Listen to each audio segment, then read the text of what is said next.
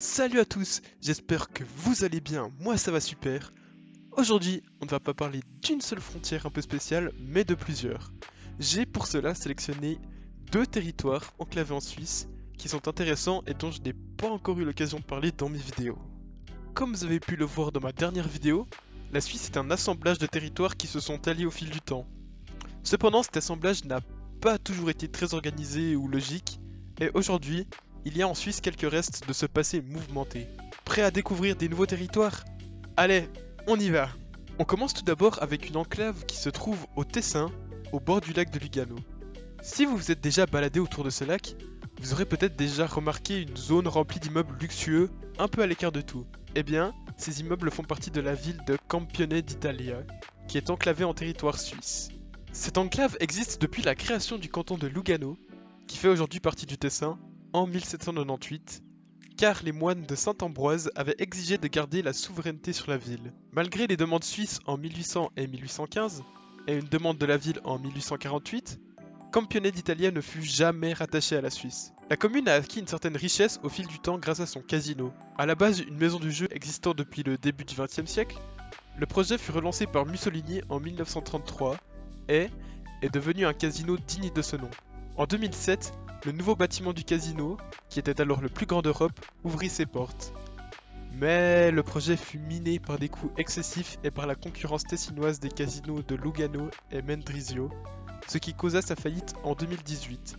Mais, à la suite d'un appel en justice de la commune, il a pu rouvrir en janvier 2022. Ce qui avait permis la pérennité du casino tout au long du siècle était un statut spécial qui plaçait la ville en zone franche, c'est-à-dire une zone où il y a une dérogation sur la politique économique et ou fiscale. En effet, le taux de TVA appliqué dans la ville était bien en dessous du taux appliqué partout ailleurs en Italie. Mais l'idylle ne pouvait pas durer éternellement, et le statut de zone franche fut levé, et la commune a dû intégrer en 2020 le territoire douanier de l'Union européenne. La proximité avec le territoire suisse fait que la population, bien qu'italienne, vit presque comme les citoyens tessinois de l'autre côté de la frontière. Ainsi, les presque 2000 habitants de la ville utilisent le franc suisse et leurs voitures ont des plaques tessinoises. S'ils veulent envoyer des lettres, car oui ça existe encore, ils doivent utiliser les timbres suisses pour envoyer des lettres en Suisse, mais ils ont le choix entre les timbres italiens et suisses pour tous les autres pays. Et pour en recevoir, les expéditeurs ont le choix entre le code postal suisse et l'italien, car la ville possède les deux. Et enfin, les enfants de la ville vont à l'école en Suisse. Campione d'Italia n'est pas le seul territoire enclavé en Suisse. On peut en retrouver un autre dans le canton de Schaffhouse. Il s'agit de Busingen am Hochrhein. Busingen am Hochrhein est un village d'environ 1500 habitants, enclavé en Suisse dans pas un ni deux, mais bien trois cantons. La commune se situe à la limite des cantons de Schaffhouse, Zurich et Thurgovie. Le village a longtemps appartenu à l'Autriche et était relié au reste du pays par voie terrestre, même après la création du canton de Schaffhouse en 1501. Le village est devenu enclavé qu'à partir de 1770, quand les villages de Ramsen et Dörflingen furent achetés par le canton de Zurich. Enfin, en 1805, Busingen est devenue allemande avec son intégration au comté de Württemberg. Comme pour Campione d'Italia, différentes procédures ont été lancées afin de tenter de rattacher la commune à la Suisse, mais à l'heure actuelle sans succès. La première tentative a eu lieu en 1918 où 96% des votants de Busingen avaient voté pour un rattachement avec la Suisse, qui n'a pas voulu offrir de compensation suffisante en contrepartie. Ce refus a fait capoter le projet malgré un plébiscite important. Par la suite, en 1967, la Suisse et la RFA, l'Allemagne de l'Ouest, signèrent des accords réglant certains différends territoriaux dans la région, et en ont profité pour définir le statut du village, qui est resté enclavé et allemand, mais qui a été intégré dans le territoire douanier suisse, où se trouve aujourd'hui, bien évidemment, la Suisse, Busingen am Hochrhein, dont j'ai parlé dans cette vidéo, ainsi que le Liechtenstein.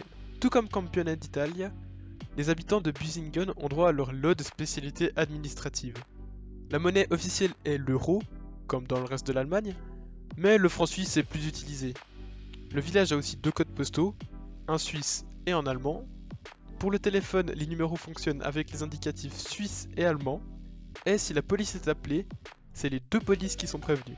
Après l'école primaire, les enfants peuvent choisir s'ils veulent étudier en Suisse ou en Allemagne, Et enfin, le club de foot du village joue dans le championnat suisse en 3e et 4e ligue zurichoise. C'est le seul club allemand à jouer dans un championnat suisse, mais pas le seul club étranger. L'exemple le plus connu étant le FC Vaduz, qui joue en Promotion League, la 2e division du championnat suisse. En conclusion, ces deux territoires enclavés en Suisse sont des réserves d'anecdotes dont l'existence est anecdotique à l'échelle nationale, mais dont les particularités ne sont pas pour autant inintéressantes.